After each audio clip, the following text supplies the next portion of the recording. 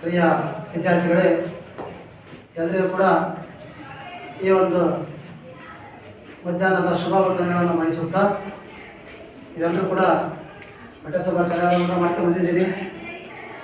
ಜೊತೆಗೆ ಈಗಾಗಲೇ 8ನೇ ತರಗತಿಯಲ್ಲಿ ನೀವು ಕನ್ನಡ ವರ್ಣಮಾಲೆ ಬಗ್ಗೆ, ಅವುಗಳ ಒಂದು ವಿಭಾಗ ಕ್ರಮದ ಬಗ್ಗೆ ಸಾಕಷ್ಟು ಮಾಹಿತಿಗಳನ್ನು ತಿಳ್ಕೊಂಡಿದ್ದೀರಿ ಅಂತೇಳಿ ನಾನು ಭಾವಿಸ್ಕೊಳ್ತಾ, ನೀವೇನು 8ನೇ ತರಗತಿಯಲ್ಲಿ ಏನು ಕಲ್ತ್ಕೊಂಡಿದ್ದೀರಲ್ಲ ಅದಕ್ಕಿಂತ ಸ್ವಲ್ಪ ಒಂದು ಮುಂದುವರೆದ ಭಾಗವನ್ನು ಈ ಒಂದು ಸೇತುಬಂಧದ ಒಂದು ಕಾರ್ಯಕ್ರಮದ ಅಡಿಯಲ್ಲಿ ನಾವು ಕನ್ನಡ ಒಂದು ವರ್ಣಮಾಲೆ ಅಂತಕ್ಕಂಥದ್ದು ಹಾಗೂ ವಿಭಾಗ ಕ್ರಮದ ಬಗ್ಗೆ ನಾವು ಚರ್ಚೆಯನ್ನು ಮಾಡೋಣ. ನೋಡಿ, ನೀವು ಕನ್ನಡ ವರ್ಣಮಾಲೆ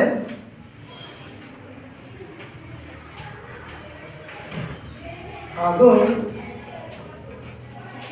ವಿಭಾಗ ಕ್ರಮ ಇವುಗಳ ಬಗ್ಗೆ ನಾವು ಇವತ್ತು ಸ್ವಲ್ಪ ಸಂಕ್ಷಿಪ್ತ ತಿಳ್ಕೊಳ್ಳೋಣ. ನೀವು ಕೆಲವು ವಿದ್ಯಾರ್ಥಿಗಳು ಏನು ಮಾಡ್ತೀರಪ್ಪ ಅಂದರೆ, ಸರ್ 8ನೇ ತರಗತಿಯಲ್ಲಿ ಸಾಕಷ್ಟು ದಿನ, ಒಂದು 15-20 ದಿವಸ ನಾವು ವರ್ಣಮಾಲೆ ಬಗ್ಗೆ, ವಿಭಾಗ ಕ್ರಮದ ಬಗ್ಗೆ ಸಾಕಷ್ಟು ತಿಳ್ಕೊಂಡಿದ್ದೀವಿ ಅಂತ ಕೆಲವು ಮನಸ್ಸಲ್ಲಿದೆ. ಏನಪ್ಪ ಕೇಳಿದ್ದೆ ಕೇಳಬೇಕಲ್ಲಪ್ಪ ಅನಿಸುತ್ತೆ ಕೆಲವು. ಅಂದರೆ ಅದು ಬೆರಳಿಕೆ ವಿದ್ಯಾರ್ಥಿಗಳಿಗೆ ಮಾತ್ರ. ಇನ್ನು 90% ವಿದ್ಯಾರ್ಥಿಗಳಿಗೆ ಸ್ವಲ್ಪ ಪುನರಾವರ್ತನೆ ಆದರೆ, ಸೇತುಬಂಧ ಪುನರಾವರ್ತನೆ ಆದರೆ ಮುಂದೆ ನಮಗೆ ಪಾಠ ಕೇಳಿಸ್ಕೊಳ್ಳೋದಕ್ಕೆ ಚೆನ್ನಾಗಿರುತ್ತೆ ಅಂತಕ್ಕಂಥದ್ದು ಆಗುತ್ತೆ. ಮಕ್ಕಳೇ, ನಾವು ಯಾವುದೇ ಒಂದು ಕಟ್ಟಡವನ್ನು ಕಟ್ಟಬೇಕಾದ್ರೆ ನಾವು ಒಂದು ಬುನಾದಿ, ಒಂದು ಫೌಂಡೇಶನ್ ಅಂತ ಹೇಳ್ತೀವಿ. ಆ ಫೌಂಡೇಶನ್ ಚೆನ್ನಾಗಿದ್ದರೆ ಕಟ್ಟಡ ಅಂತಕ್ಕಂಥದ್ದು ಭಾಳ ಸುದೀರ್ಘವಾಗಿ ನಿಂತ್ಕೊಳ್ಳುತ್ತೆ, ಹೌದಾನೆ? ಆ ದೃಷ್ಟಿಯಿಂದ ನಾವು ಇವತ್ತು ಸ್ವಲ್ಪ ಕನ್ನಡ ಅಕ್ಷರ ನಿಮಗೆ ಗೊತ್ತಿದೆ, ಆ ವರ್ಣಮಾಲೆಯ ವಿಭಾಗ ಕ್ರಮ ಯಾವ ರೀತಿ ಇರುತ್ತೆ, ಅಲ್ಲಿ ನಾವು ಸ್ವರಾಕ್ಷರ ಅಂತ ಬರುತ್ತೆ, ವ್ಯಂಜನಾಕ್ಷರಗಳು ಅಂತ ಬರ್ತವೆ, ಯೋಗವಾಹಗಳು ಅಂತ ಬರ್ತವೆ. ಕನ್ನಡ ವರ್ಣಮಾಲೆಯನ್ನು ನಾವು ಸುಮಾರು ಕನ್ನಡ ವರ್ಣಮಾಲೆಯನ್ನು ನಾವು ಎಷ್ಟು ಭಾಗ ಮಾಡಿದಿರಬೇಕು ಹೇಳು, ವಾಕ್ಯ ಮಾಡಿ ಹೇಳು. ಕನ್ನಡ ವರ್ಣಮಾಲೆಯನ್ನು ಹೇಳು. ಮಾಡಲಾಗಿದೆ. ಪುಷ್ಪ ಇದ್ದವನು, ಪುಷ್ಪ ನೀನು. ಆ ವರ್ಣಮಾಲೆ ವಿಭಾಗಗಳು ಯಾವ್ಯಾವು? ರಕ್ಷಿತ ಮಾತಾಡ. ವರ್ಣಮಾಲೆಯ ವಿಭಾಗಗಳು ಯೋಚನೆ ಮಾಡೋದು. 5ನೇಗೆಲ್ಲ ಕಲ್ತಿದ್ದೀರಿ, ಈಗ ನೀವು 9ನೇ ತರಗತಿ ಬಂದಿದ್ದೀರಿ, 8ನೇ ತರಗತಿಯಲ್ಲಿ ಕಳೆದು. ವರ್ಣಮಾಲೆಯ ವಿಭಾಗಗಳು 3 ಒಂದೇ ಹೇಳೋದು ಕುಮಾರ. ವರ್ಣಮಾಲೆಯ ವಿಭಾಗಗಳು ಯಾವ್ಯಾವು? ಉತ್ತರ ಗೊತ್ತಿರೋ ಕೈಯಲ್ಲಿ ವರ್ಣಮಾಲೆ ಎಷ್ಟೇ ಸರಿಯಾಗಿ ಅರ್ಥ ಮಾಡ್ಕೊಳ್ಳಿ. ವರ್ಣಮಾಲೆಯ ವಿಭಾಗಗಳು ಯಾವುವು? ಗಿರೀಶ್ ಹೇಳಪ್ಪ. ಇನ್ನೊಂದ್ಸರಿ ಹೇಳು. ಲೇಖನ ಹೇಳ. ವರ್ಣಮಾಲೆ ವಿಭಾಗಗಳು ಯಾವ್ಯಾವು? ಸ್ವರಗಳು, ವ್ಯಂಜನಾಕ್ಷರಗಳು ಮತ್ತೆ ಕುತ್ಕೊಳ್ಳಿ. ಸ್ವರಗಳು ಅಂತ ಹೇಳ್ಬಾರ್ದು. ನೋಡಿ, ಕನ್ನಡ ವರ್ಣಮಾಲೆಯನ್ನ 3 ಭಾಗ ಮಾಡ್ತೀವಿ. 3 ಭಾಗ ಮಾಡಿದ್ದೀವಿ ಕನ್ನಡ ವರ್ಣಮಾಲೆಯನ್ನ.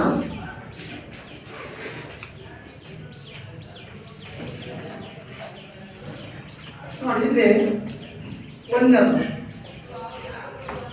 ಸ್ವರಾಕ್ಷರಗಳು.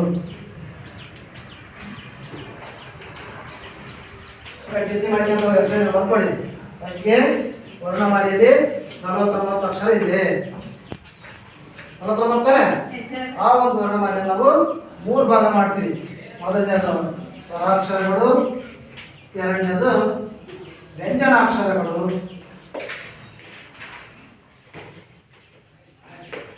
ಮೂರನೇದು ಯೋಗವಾಹಗಳು. ಯೋಗವಾಹಗಳು ಇದನ್ನ ಬರ್ಕೊಳ್ಳಿ. ವರ್ಣಮಾಲೆಯಲ್ಲಿ 49 ಅಕ್ಷರ ಇದೆ. ವರ್ಣಮಾಲೆಯನ್ನು 3 ಭಾಗ ಮಾಡ್ತೀವಿ. ಮೊದಲನೇದು ಸ್ವರಾಕ್ಷರಗಳು, ಎರಡನೇದು ವ್ಯಂಜನಾಕ್ಷರಗಳು, ಮೂರನೇದು ಯೋಗವಾಹಗಳು ಅಂತ ಬರ್ಕೊಳ್ಳಿ. ಬರ್ಕೊಳ್ಳಮ್ಮ. ಈ ತಂತಿಗೆ ಬಂದಿಲ್ಲ. ಬರೀ ಬರ್ಕೊಳ್ಳಿ. ಇದನ್ನು ಸೇತುಬಂಧ ಅಂತ ಬರ್ಕೊಳ್ಳಿ.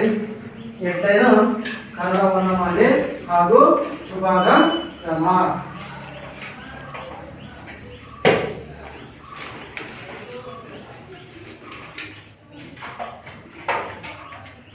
ಇದನ್ನು ಮಾಡ್ಕೊಳ್ಳಿ. ವರ್ಣಮಾಲೆಯಲ್ಲಿ 49 ಅಕ್ಷರ ಇದೆ. ಆ 49 ಅಕ್ಷರನ್ನ 3 ಭಾಗ ಮಾಡ್ತೀವಿ. ಒಂದು ಸ್ವರಾಕ್ಷರಗಳು, ಏನೋ ಬರ್ಕೊಳ್ಳಿ, ತಪ್ಪು ಬರ್ಕೊಳ್ಳಿ. ಎರಡನೇದು ವ್ಯಂಜನಾಕ್ಷರಗಳು, 3 ಯೋಗವಾಹಗಳು ಅಂತ ಬರ್ಕೊಳ್ಳಿ. ಗೊತ್ತಾಗುತ್ತಾ? ಹಾಂ, ಬೇಗ ಬರ್ಕೊಳ್ಳಿ, ತಪ್ಪದಲ್ಲಿ.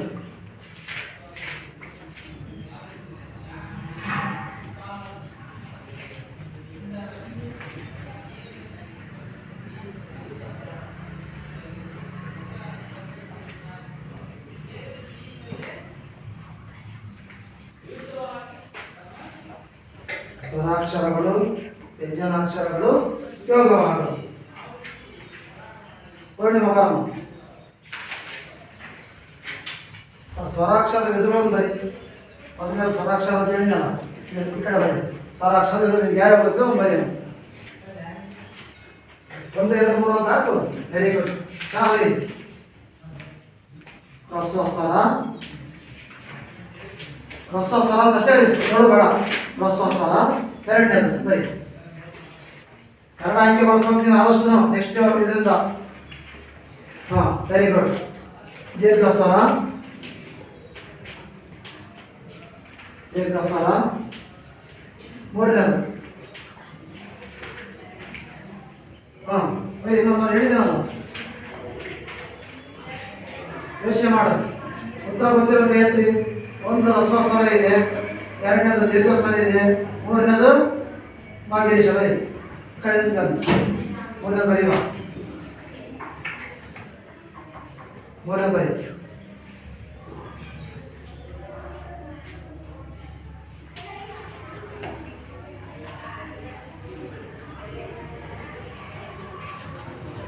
Very good. ಸರಿ, ಹೋಗಿ ನೋಡಿ. ಮೊದಲನೇದು ಸ್ವರಾಕ್ಷರಗಳು 3 ಇದೆ. ಹ್ರಸ್ವ ಸ್ವರ ಅಂತ ಬರುತ್ತೆ, ಆಮೇಲೆ ದೀರ್ಘ ಸ್ವರ ಅಂತ ಬರುತ್ತೆ, ಹಾಗೆಯೇ ದ್ರುತ ಸ್ವರ ಅಂತ ಬರುತ್ತೆ. ನೋಡಿ, ಈಗ ನಾನು ಇಲ್ಲಿ ತನಕ ಏನು ಹೇಳಿದ್ದಪ್ಪ ಅಂದರೆ, ಚೆನ್ನಾಗಿ ಕೇಳಿಸ್ಕೊಳ್ಳಿ. ಕನ್ನಡ ವರ್ಣಮಾಲೆಯಲ್ಲಿ 49 ಅಕ್ಷರ ಇದ್ದಾವೆ. ಮರಿಬಾರ್ದು, ಯಾವ ಕಾರಣಕ್ಕೂ ಮರಿಬಾರ್ದು. ಯಾರೇ ಬಂದು ಏನೇ ಬೇಸ್ ಬಂದು 59 ಇದ್ದಾವೆ, 69 ಇದ್ದಾವೆ, 39 ಇದ್ದಾವೆ, ಏನೇ ಹೇಳಿದ್ರು ಕೂಡ ಇಲ್ಲ ಸರ್, ಕನ್ನಡ ವರ್ಣಮಾಲೆಯಲ್ಲಿ 49 ಅಕ್ಷರ ಇದ್ದಾವೆ. ಈ ಒಂದು ವಿಚಾರಣೆ ಕಾರ್ಯ ಒಳಗೆ ಹೋಗ್ಬಿಡು. ಅರ್ಥ ಆಯ್ತಾ? ಯಾವ ಕಾರಣಕ್ಕೂ ಚೇಂಜ್ ಆಗಬಾರ್ದು. ನಾವೆಲ್ಲ ಓದ್ಬೇಕಾದ್ರೆ 52 ಅಕ್ಷರ ಇತ್ತು, ಈಗ 3 ಅಕ್ಷರ ತೆಗೆದುತ್ತಾರೆ. ರು ತೆಗೆದುತ್ತಾರೆ, ಕ್ಷ ತೆಗೆದಿದ್ದಾರೆ, ದಿನ ಅದು ಈಗೆಲ್ಲ ಇದು ನೋಡಿ. ಯಾವ್ದಾವ್ದಪ್ಪ ಅಂದರೆ ಒಂದದು ರು, ಆಮೇಲೆ ಕ್ಷ, ದಿನ, ಇವುಗೆಲ್ಲ ಸೇರಿ ಬಂತು 52 ಒಂದು ಅಕ್ಷರ. ಇವುಗಳ ಅವಶ್ಯಕತೆ ಅಷ್ಟಾಗೇನಿಲ್ಲ ಅಂತ ಅಂದ್ಕೊಂಡು ಇವನ್ನು ತೆಗೆದು ಈಗ ಸುಮಾರು 49 ಅಕ್ಷರಗಳು ಮಾತ್ರ ಕನ್ನಡ ವರ್ಣಮಾಲೆಯಿದ್ದಾವೆ. ಮರಿಬಾರ್ದು ಮಕ್ಕಳೇ. ಅರ್ಥ ಹೇಳ್ಬಿಡೋದು. ಅರ್ಥ ಆಗುತ್ತೆ? ಏನೋ ಫಾಸ್ಟ್ ಆಗ್ತಾನೆ ಪಾಠ ಮಾಡೋದು ಸಾಕು. ಹಿಂಗೆ ಹೇಳ್ಬಿಟ್ರೆ ಅರ್ಥ ಆಗುತ್ತಾ? ನೋಡಿ, ಮೊದಲನೇದಾಗಿ ಕನ್ನಡ ವರ್ಣಮಾಲೆಯಲ್ಲಿ 49 ಅಕ್ಷರ ಇದೆ. ಈ ಒಂದು ವರ್ಣಮಾಲೆಯನ್ನ 3 ಭಾಗ ಮಾಡ್ತೀವಿ. ಇದು ಕನ್ನಡ ಅಂಕೆ. ಮತ್ತೆ 2 ಅಂತ ತಿಳ್ಕೊಂಡಿರಿ. ಅವನ ಈ ಕಡೆ ನೋಡು, ಇದು 2 ಅಲ್ಲ, ಇದು ಕನ್ನಡ ಅಂಕೆ 3. ಕನ್ನಡ ವರ್ಣಮಾಲೆಯನ್ನ 3 ಭಾಗ ಮಾಡ್ತೀವಿ. ನಂಬರ್ 1 ಸ್ವರಾಕ್ಷರಗಳು, ಚಂದ್ರಕಲಾ. ಎರಡನೇದು ವ್ಯಂಜನಾಕ್ಷರಗಳು, ಮೂರನೇದು ಯೋಗವಾಹಗಳು. ನೋಡಿ ಮಕ್ಕಳೇ, ಬಹಳ ವಿದ್ಯಾರ್ಥಿಗಳು ಏನು ಮಾಡ್ತೀರಪ್ಪ ಅಂದರೆ, ಯೋಗವಾಹಗಳು ಏನಪ್ಪ ಅಂದರೆ ಯೋಗವಾಹಕಗಳು ಅಂತ ಬಂದ್ಬಿಡ್ತೀರಿ. ಅದು ತಪ್ಪದು. ಯೋಗವಾಹಗಳು ಅಂತ ನೆನ್ಪಿಟ್ಕೊಳ್ಳಿ. ಯೋಗ ಪ್ಲಸ್ ವಾಹ. ಯೋಗ ಅಂದರೆ ಸಂಬಂಧ. ನೋಡಿ, ನೀವು ಒಂದ್ಸರಿ ಕೇಳ್ತಾ ಒಂದಾಂತಕ್ಕೆ ಯೋಗವಾಹ ಅಂದ್ರೆ ಏನು ಅಂತ. ಯೋಗ ಅಂದರೆ ಸಂಬಂಧ, ವಾಹ ಅಂದರೆ ಹೊಂದಿದ. ನೋಡಿ, ಹಾಗಾದ್ರೆ ಯೋಗವಾಹ ಅಂದರೆ ಏನು? ಯಾರು ಹೇಳ್ತೀರಪ್ಪ? Raise your hands. ನಿಮ್ಮ ಕೈ ಎತ್ತಿ. ಯೋಗವಾಹ ಅಂದರೆ ಏನು ಡೆಫಿನೇಷನ್, ಅರ್ಥ ಏನು? ಒಬ್ಬನೇ ಕೈ ಎತ್ತಿರೋದು, ಬೇರೆ ಯಾರಿಗೂ ಪಾಠ ಮಾಡಿದಂಗಾರೆ ನಾನು ಒಬ್ಬನಿಗೆ ಮನೆ ಕರ್ತದೆ ಪಾಠ ಹೇಳ್ಕೊಟ್ಟಿದ್ದೀನಿ ನಾನು. ನಿಮ್ಗೆ ಯಾರಿಗೂ ಗೊತ್ತಿಲ್ಲ, ಓದ್ಬೇಕು ಅಂತ ಅನ್ನೋದು. ಪೂರ್ತಿ ಕೈ ಎತ್ತಿ. 1 2 3 ಜನ, 4 ಜನ, ಪುಸ್ತಕ ನೋಡಿ ಹೇಳ್ಕೊಡ್ರಿ, ನಿಮ್ಮ ಮೈಂಡಿಗೆ ಕೆಲಸ ಕೊಡಿ. ರೇವತಿ ಏನೋ ಎದ್ದಳಮ್ಮ, ರೇವತಿ ಹೇಳಮ್ಮ. ಒಂದು ಸ್ವರದ ಮುಂದೆ ಕೂಡಿಕೊಂಡರೆ ಅದು ಯೋಗವಾಹ ಎನ್ನುವುದು. Very good, very good, wonderful answer. ಸಂಬಂಧವನ್ನ ಹೊಂದಿದಂತ ಕೂತ್ಕೊಳ್ಳಿ, ಸಂಬಂಧವನ್ನ ಹೊಂದಿದಂತ ಅಕ್ಷರ ಅಂತ ತಪ್ಪರ. ಸಂಬಂಧ ಸರ್ ಹೆಂಗೆ ಸರ್ ಸಂಬಂಧ ಹೊಂದಿದೆ ನೋಡಿ ಮಕ್ಕಳಿಗೆ ಹೇಳ್ತೀನಿ. ಇಲ್ಲಿ ಯೋಗವಾಹಗಳು ಎರಡಿದಾವೆ. ಆಹಾ ನೋಡಿ, ಕೆಲವರು ಈ ರೀತಿ ಬರೀತೀರಿ, ಇದು ತಪ್ಪು ವೇದ. ನೋಡು, ಈ ರೀತಿ ಬರೀಬಾರ್ದು, ಇದು ತಪ್ಪು. ಆಹಾ ನೋಡಿ, ಅನ್ನೋದನ್ನ ಅನುಸ್ವಾರ ಅಂತ ಕರಿತೀವಿ, ಆಹಾನನ್ನ ನಿಸರ್ಗ.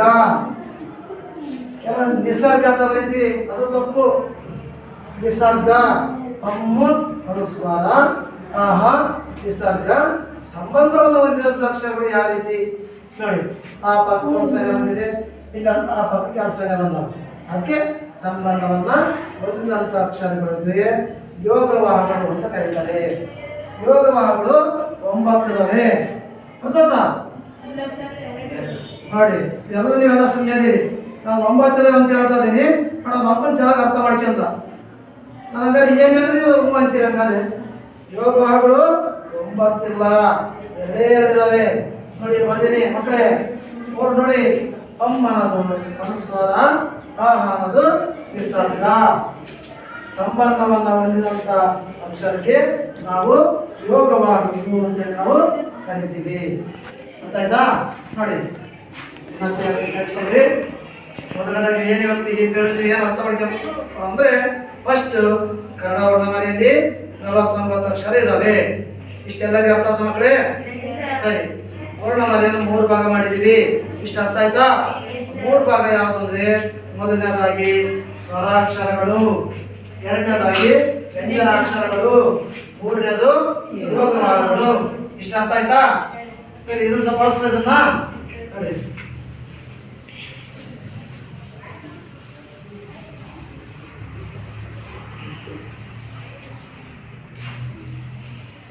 ನೋಡಿ, ಈ ಒಂದು ಸ್ವರಾಕ್ಷರಗಳಲ್ಲಿ ಅವು ಆ ಇಂದ ಅವುವರೆಗಿನ ಅಕ್ಷರಗಳನ್ನು ನಾವು ಏನು 13 ಅಕ್ಷರ ಬರ್ತಾವಲ್ಲ ಅವನ್ನ ನಾವು ಸ್ವರಾಕ್ಷರ ಅಂತ ಕರಿತೀವಿ. ಅಹ ಅವಿದಾವಲ್ಲ ಅವನ್ನ ಯೋಗವಾಹಗಳು ಅಂತ ಕರಿತೀವಿ. ಅನುಸ್ವಾರ, ಅನ್ನೋದು ನಿಸರ್ಗ. ಅದಕ್ಕೆ ನಿಮಗೆ ಇಲ್ಲಿ ಸ್ವರಾಕ್ಷರಗಳಲ್ಲಿ ಮತ್ತೆ ಹ್ರಸ್ವ ಸ್ವರ, ದೀರ್ಘ ಸ್ವರ, ಪ್ಲುತ ಸ್ವರ ಅಂತ ಬರುತ್ತೆ. ಮಕ್ಕಳೇ, ಹ್ರಸ್ವ ಸ್ವರಕ್ಕೆ 1-2-3 ಅಕ್ಷರ ಉದಾಹರಣೆ ಮಾಡ್ತೀವಿ. ಆ, ಈ, ಓ. ದೀರ್ಘ ಸ್ವರಕ್ಕೆ ಆ, ಈ, ಓ. ಪ್ಲುತ ಸ್ವರಕ್ಕೆ ಅಯ್ಯೋ, ದೇವರೇ. ನೋಡಿ ಈ ಕಡೆ ನೋಡಿ, ನೋಡಿ ಇಲ್ಲಿ ನಿಮಗೆ ಹ್ರಸ್ವ ಸ್ವರ ಅಂದ್ರೆ ಏನು, ದೀರ್ಘ ಸ್ವರ ಅಂದ್ರೆ ಏನು, ಪ್ಲುತ ಸ್ವರ. ಬಹಳ ವಿದ್ಯಾರ್ಥಿಗಳು ಎರಡೇ ಹೇಳಿದ್ರಿ ಸರ್, ಹ್ರಸ್ವ ಸ್ವರ ದೀರ್ಘ ಸ್ವರ ಎರಡೇ ಸ್ವರ ಇರೋದು ಅಂತಂದ್ರಿ. ಮತ್ತೆ ಯಾರೋ ಒಬ್ಬರು ಬಂದು ಪ್ಲುತ ಸ್ವರ ಅಂತ ಬರೆದ್ರಿ. ಪ್ಲುತ ಸ್ವರದ ಚಿಹ್ನೆ ಎಸ್ ಅಂತ ಇರುತ್ತೆ. ಈಗ ಮೊದಲು ಒಂದು ಪದ್ಯ ಇತ್ತು, ಅರಗೋಣ ಭಾವನ. ಬೇಂದ್ರೆ ಅವ್ರದ್ದು ಅರಗೋಣ ಭಾವನ. ಅರಗೋಣ ಬಂದಾಗ ಮಳೆ ಬಂದಿರುತ್ತೆ, ಅದೆಲ್ಲ ಕಸ ಕಡ್ಡಿ ಎಲ್ಲ ಬಿದ್ದಿರ್ತದೆ, ಒಂಟೆ ಅದೆಲ್ಲ ಹೊಲ ಬಿತ್ತ ಕ್ಲೀನ್ ಮಾಡ್ಕೊಂತ ನೋಡ್ರಿ. ಇವೆಲ್ಲ ರೈತರ ಮಕ್ಕಳಿದ್ದೀರಿ, ಹಾಗೆ ಬಿತ್ತ ಬರೋದಿಲ್ಲ. ಹೊರಗೆಲ್ಲ ಫ್ಲೋರ್ ಎಲ್ಲ ಕಡ್ಡಿ ಎಲ್ಲ ಹೊಡ್ಕೊಂಡು ಕಡ್ಡಿ ಕಸನೆಲ್ಲ ತೆಗೆದು ಅದು ಬಿತ್ತನೆಗೆಲ್ಲ ರೆಡಿ ಮಾಡ್ಕೊಳ್ತೀರಿ. ಮಳೆ ಬಂದಾಗ ಗೊಬ್ಬರ ಬೀಜ ಜೋಡಿಸ್ಕೊಂಡು ಬಿತ್ತನೆ ಕೆಲಸ ಮಾಡ್ತೀವಿ. ಅದಕ್ಕೆ ಅರಗೋಣ ಭಾವನ. ಅವನ್ನೆಲ್ಲ ಅರಗದೆಲ್ಲ ಕಸ ಕಡ್ಡಿನೆಲ್ಲ ತೆಗೆದು ಬಿತ್ತಲಿಕ್ಕೆ ನಾವು ಸಿದ್ಧತೆ ಮಾಡಿಕೊಳ್ತೀವಿ. ನೀವು ಪ್ರಾರಂಭದಲ್ಲೆಲ್ಲ ಏನು ಶಾಲೆ ಓಪನ್ ನಾಳೆ ತರದಾಗೆಲ್ಲ ನೀವು ಬ್ಯಾಗ್ಗಳು, ಪುಸ್ತಕ, ಪೆನ್ನು, ಈ ಬಟ್ಟೆ ಎಲ್ಲ ರೆಡಿ ಮಾಡ್ಕೊಂಡು ಹೆಂಗೆ ಶಾಲೆಗೆ ಸಿದ್ಧತೆಯಾಗಿ ಬರ್ತೀರೋ ಹಂಗೆ ನಾವು ಯಾವುದೇ ಒಂದು ಕೆಲಸ ಮಾಡಬೇಕಾದ್ರೆ ಒಂದು ಪ್ರೀ ಪ್ಲಾನ್ ಅನ್ನೋದು ಇರಬೇಕು. ಪೂರ್ವ ಸಿದ್ಧತೆ ಇಲ್ಲದೆ ನಾವೇನು ಮಾಡಲಿಕ್ಕೆ ಬರೋದಿಲ್ಲ. ನೋಡಿ ಇಲ್ಲಿ ನಿಮ್ಗೆ ಯಾಕೆ ನಾನು ಅರಗೋಣ ಭಾವಲ ಉದಾಹರಣೆ ಕೊಟ್ಟಪ್ಪ ಅಂದರೆ, ಅಲ್ಲಿ ಅರಗೋಣ ಭಾವಲ ಹೊಸದಾಗಿ ಬಿದ್ದಾದ ಯಾಗೋ ಕಾಲಕಸವಾಗಿ ಅಂತ ಬರುತ್ತೆ. ಬಿದ್ದಾದ ಅಂತ ಬರುತ್ತೆ. ಅಲ್ಲಿ ಪ್ರತಿ ಸಾಲಿನಲ್ಲಿ ಕೆಳಗೆ ಎಸ್ ಅಕ್ಷರ ಇರುತ್ತೆ, ಇಂಗ್ಲಿಷ್ ಅಕ್ಷರ.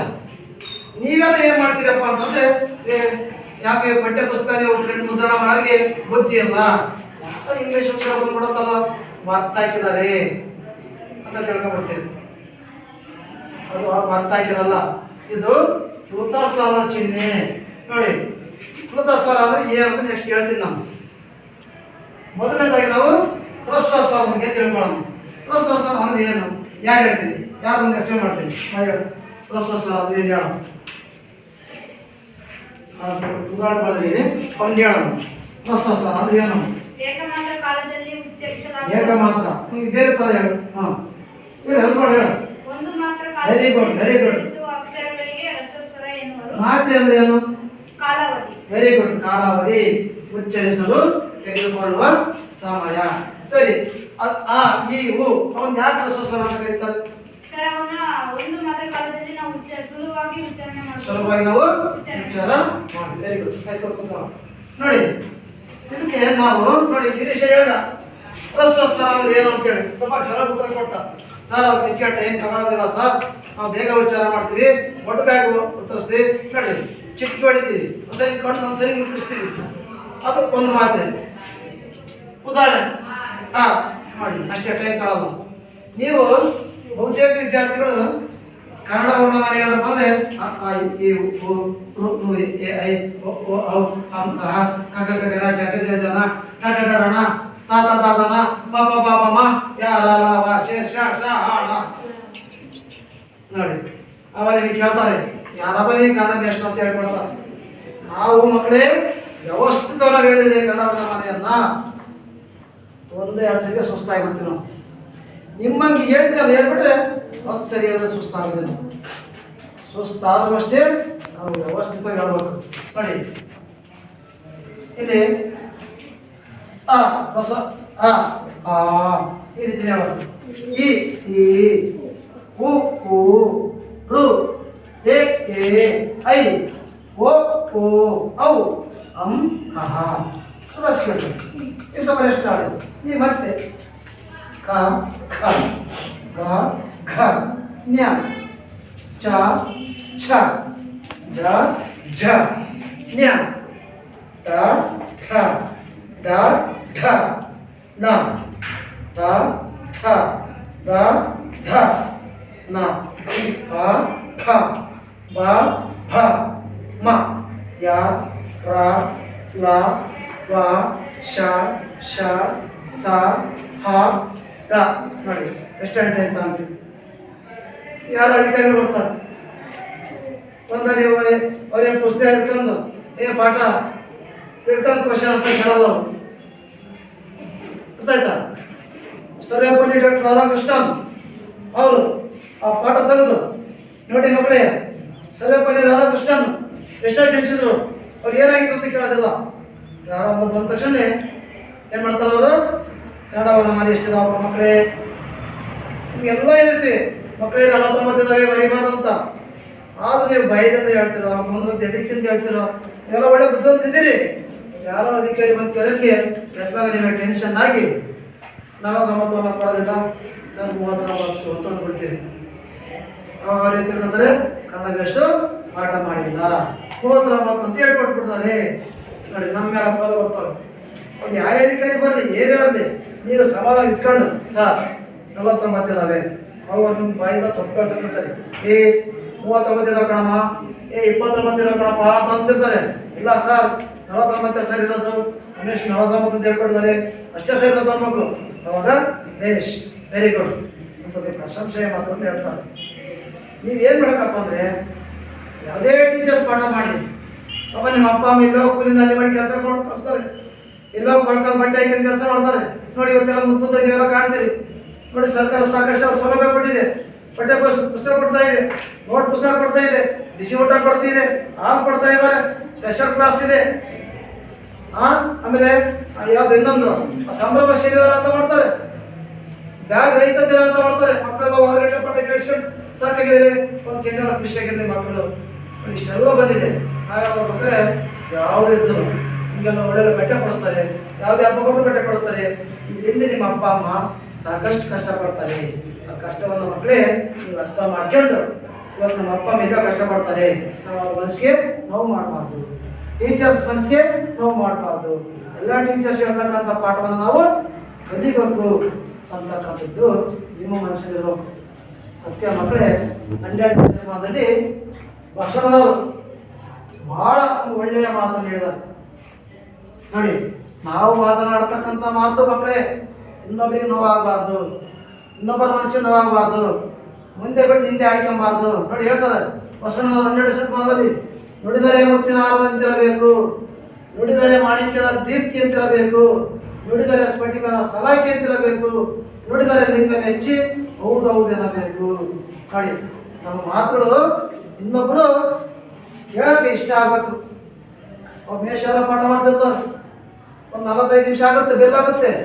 ಈ ಮೇಷ ಬೆಲ್ಲ ಅಥವಾ ಓದು ಸಾಕಪ್ಪ ಅನ್ನಂಗಿರ್ಬೇಕು, ಇರಬಾರ್ದು. ಇನ್ನೂ ಸ್ವಲ್ಪ ಇನ್ನೊಂದು 5-10 ನಿಮಿಷ ಪಾಠ, ಇನ್ನೊಂದು ಪೀರಿಯಡ್ ಚೆನ್ನಾಗಿ ಪಾಠ ಮಾಡಿ ಅನ್ನಂಗಿರ್ಬೇಕು. ಹಂಗೆ ನಮ್ಮ ಬೋಧನೆ ಚೆನ್ನಾಗಿದ್ರೆ, ಆಕರ್ಷಣೀಯವಾಗಿದ್ದರೆ, ನಿಮ್ಮ ಮನಸ್ಸನ್ನು ಮುಟ್ಟಿದ್ರೆ ಅವಾಗ ನಮಗೆ ಕೂಡ ಒಂದು ಖುಷಿ ಆಗುತ್ತೆ, ನಿಮಗೆ ಕೂಡ ಖುಷಿ ಆಗುತ್ತೆ. ಬಿಡಪ್ಪ ನಮ್ಮ ಮಾಸ್ಟರ್ ಬಂದಿದ್ದಾರೆ, ಈ ಚೆನ್ನಾಗಿ ಪಾಠ ಹೇಳ್ಕೊಡ್ತಾ ಇದ್ದಾರೆ, ನಾವು ಇದೇ ಶಾಲೆಗೆ ಓದಬೇಕು, ಯಾರು ಶಾಲೆ ತಪ್ಪಿಸಬಾರ್ದು ಅಂತಕ್ಕಂಥ ಮಾನಿ ನಿಮಗೆ ಬರುತ್ತೆ. ಆ ದೃಷ್ಟಿಯಿಂದ ಮಕ್ಕಳೇ ನೀವೆಲ್ಲರೂ ಕೂಡ ನಿಮ್ಮ ಅಪ್ಪ ಅಮ್ಮ ಮಾತನ್ನು ಕೇಳಿ, ಟೀಚರ್ಸ್ನ ಮಾತು ಕೇಳಿ, ಚೆನ್ನಾಗಿ ಅಭ್ಯಾಸ ಮಾಡ್ತಕ್ಕಂಥ ಟೀಚರ್ಸ್ ಹೇಳ್ಕೊಡ್ತಕ್ಕಂಥ ಪಾಠವನ್ನು ಚೆನ್ನಾಗಿ ಕೇಳಿಸ್ಕೊಳ್ಳಿ, ಹೋಮ್ವರ್ಕ್ ಎಲ್ಲ ಚೆನ್ನಾಗಿ ಮಾಡಿ, ಶಿಸ್ತಿಂದ ಪಾಠವನ್ನು ಕಲೀರಿ. ಇಷ್ಟೆಲ್ಲ ಒಂದು ಮಾನವೀಯ ಒಂದು ಮೌಲ್ಯಗಳನ್ನು, ಒಂದು ಶಿವಶರಣರ ವಚನಗಳನ್ನು ನೀವು ಜನ ಪರಿಪರಿಸ್ಕೊಂಡು ಹೋಗ್ತಾ ಇದ್ದರೆ ಅವಾಗ ನಿಮ್ಮ ಜೀವನ ಅಂತಕ್ಕಂಥದ್ದು ಒಂದು ಸಾರ್ಥಕತೆಯನ್ನು ಪಡ್ಕೊಳ್ಳುತ್ತೆ. ಅದರಲ್ಲಿ ಎರಡು ಮಾತು ಇಲ್ಲ. ನೋಡಿ ಇಲ್ಲಿ ಹ್ರಸ್ವ ಸ್ವರ ಅಂದರೆ ಬೇಗ ಉಚ್ಚಾರ ಮಾಡ್ತೀವಿ. ಆ ಈ ಓ ಹೆಚ್ಚು ಟೈಮ್ ಬೇಡ. ನೆಕ್ಸ್ಟ್ ನೋಡಿ ಹ್ರಸ್ವ ಸ್ವರ ಅಂದರೆ ಒಂದು ಮಾತ್ರ ಕಾಲಾವಧಿ ಉಚ್ಚಾರ ಮಾಡ್ತೀವಿ. ಮಾತ್ರೆ ಅಂದರೆ ಕಾಲಾವಧಿ. ಮಾತ್ರೆ ಅಂದ್ರೆ ಏನು? ಕಾಲಾವಧಿ. ಬರ್ಕೊಳ್ಳಿ ಇದನ್ನು. ಮಾತ್ರೆ ಅಂದರೆ ಕಾಲಾವಧಿ. ಇನ್ನೊಂದು ಪದ ಉಚ್ಚರಿಸಲು ತೆಗೆದುಕೊಳ್ಳುವ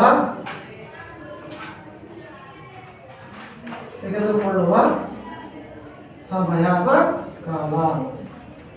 ಮೆಡಿಕಲ್ ಸ್ಟೋರ್ಗೆ ಸಿಗುವ ಮಾತ್ರೆ, ಟ್ಯಾಬ್ಲೆಟ್ಸ್ ಅದಲ್ಲ.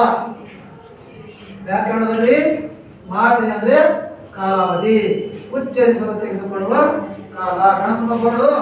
ಅಕ್ಷರ ಗೊತ್ತಾಗ್ತಾವ? ನೋಡಿ ಬೋರ್ಡ್ ನೋಡಿ ಕಲಿಯೋದಿರುತ್ತೆ. ನೀವು ಮನೆಗೆ ಹೋಗ್ತೀರಿ, ಮನೆಗೆ ಹೋದಾಗ ನೀವು ರಾತ್ರಿ ಮನೆ ಕೇಳ್ತೀರಿ, 10 ಮನೆ ಕೇಳ್ತೀರಿ. ಸ್ವಲ್ಪ ಲೇಟಾಗಿ ಊಟ ಮಾಡಿ, ಬೇಗ ಊಟ ಮಾಡಿಬಿಟ್ರೆ ಬೇಗ ನಿದ್ದೆ ಬಂದ್ಬಿಡುತ್ತೆ. ಹಾಗಾಗಿ ಒಂದು 9-9:30 ಊಟ ಮಾಡಿ ಸುಮಾರು ಒಂದು 10:30 ತನಕ ಅಭ್ಯಾಸ ಮಾಡಿ, 10:30 ತನಕ ಅಭ್ಯಾಸ ಮಾಡಿ, ಕೊನೆಗೆ ಆಮೇಲೆ 5 ಗಂಟೆಗೆ ಸ್ವಲ್ಪ ಎದ್ದು ನಿಮ್ಗೆ ಯಾವ ಸಬ್ಜೆಕ್ಟ್ ಕಷ್ಟ ಇರುತ್ತೋ ಅದನ್ನು ಸ್ವಲ್ಪ ಬೆಳಗಿನ ಜಾವ ಓದಿ ಎದ್ದೇಳ್ತೀರಲ್ಲ, ಅಲ್ಲೇ ಬಿಟ್ಕೊಳ್ಳಿ. ಪ್ರಾರಂಭದಲ್ಲಿ ಎದ್ದರೆ ಸ್ವಲ್ಪ ಕಷ್ಟ ಆಗುತ್ತೆ, ನಿಮ್ಮ ಮನಸ್ಸು ಗಟ್ಟಿ ಮಾಡಿಕೊಳ್ಳಿ. ಇಲ್ಲ ನಾನು 5 ಗಂಟೆಗೆ ಎದ್ದೇಳಬೇಕು, ನಾನು ಇಂಥ ಸಬ್ಜೆಕ್ಟನ್ನು ಕಲಿಲೇಬೇಕು ಅಂತಕ್ಕಂಥ ಮನಸ್ಸು ಇರಬೇಕು.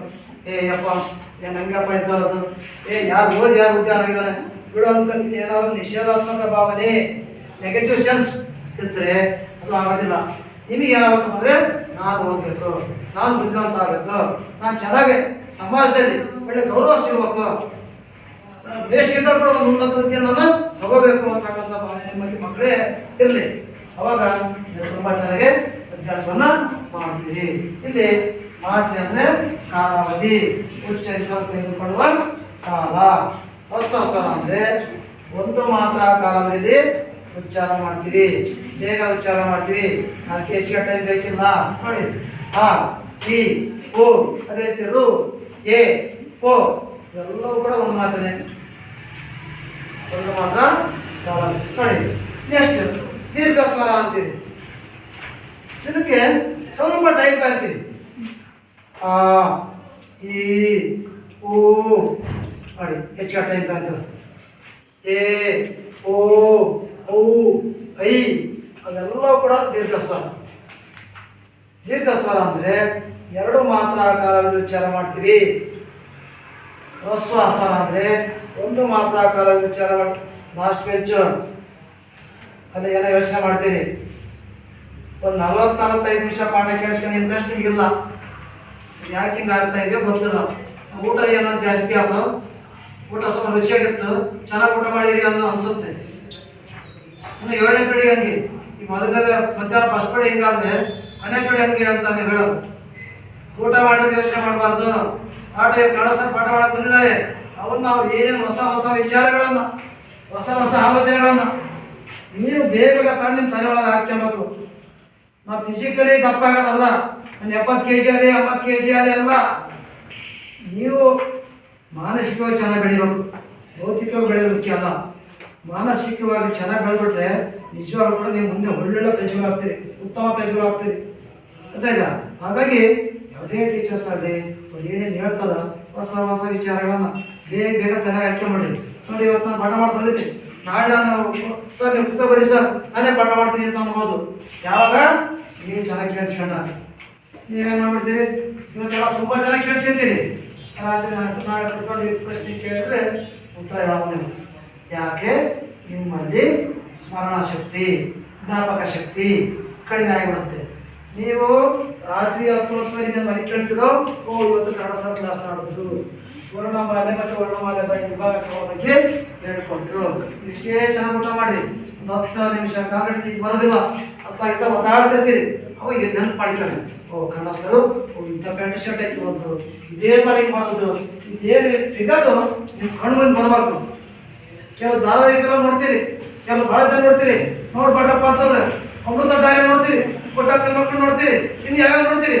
ಅವ್ರು ನೋಡಿದಾಗ ಹಿಂಗೆ ಬಂತು ಅಂತ ನೆನಪಿಟ್ಕೊಳ್ತೀರಿ. ಅದಕ್ಕೆ ನೀವು ಇಂಟ್ರೆಸ್ಟ್ ಕೊಡ್ತೀರಿ, ಇದಕ್ಕೆ ನೀವು ಇಂಟ್ರೆಸ್ಟ್ ಕೊಡಲ್ಲ. ಆ ದೃಷ್ಟಿಯಿಂದ ನೀವು ವಿದ್ಯೆ ಅಂತಕ್ಕಂಥದ್ದು ಕಡಿಮೆ ಆಗುತ್ತೆ. ಗೊತ್ತಾನೆ? ವಿದ್ಯೆ ಕಡಿಮೆ ಆಗಬಾರ್ದು ಅಂತಂದರೆ ಅದು ಬಣ್ಣದ ಜಗತ್ತು, ಅದು ಬಿಟ್ಬಿಡಿ. ಅವ್ದಾದ್ರು ಧಾರಾವಾಹಿಗಳು, ಫಿಲಮ್ಗಳು, TV, ಮೊಬೈಲು ಮನೇಲಿ ಬಿಟ್ಟಾಗಿಬಿಡಿ. ಏನೋ ಬೇಜಾರಾದಾಗ ನಿಮ್ಗೆ ಯಾವ್ದು ಇಷ್ಟ ಆಗ್ತದೆ ಏನೋ ಸ್ವಲ್ಪ ನೋಡಿ, ಒಂದು ಅರ್ಧ ಗಂಟೆ ಕಾಲು ಗಂಟೆ ನೋಡಿ, ಒಂದು ಕಾಲು ಗಂಟೆ 10 ನಿಮಿಷ ಆಟ ಆಡಿ ಸ್ವಲ್ಪ ಹೋದ್ರಿ. ಇನ್ನು 24 hours ಪುಸ್ತಕ ಇಟ್ಕೊಂಡು ಕೂತ್ಕೊಂಡಪ್ಪ ಅಂತ ಹೇಳ್ತಿಲ್ಲ, ಓದಿಲ್ಲ. ಸ್ವಲ್ಪ ಮನೋರಂಜನೆ ಬೇಕು ನಿಮಗೆ. ಒಂದು ಸ್ವಲ್ಪ ಕಾಲು ಗಂಟೆ 20 ನಿಮಿಷ ಇಟ್ಕೊಂಡು ನೀವು ಅಭ್ಯಾಸವನ್ನು ಮಾಡ್ತಾ ಇದ್ದೀರಿ. ಮಾಡಿದ್ದೆ ಆದರೆ 10 ನಿಮಿಷ ಮಾಡ್ತೀನಿ. ನೀವು ನೋಡ್ಕೊಂಡು ನೀವು ಅಭ್ಯಾಸ ಮಾಡ್ತಾ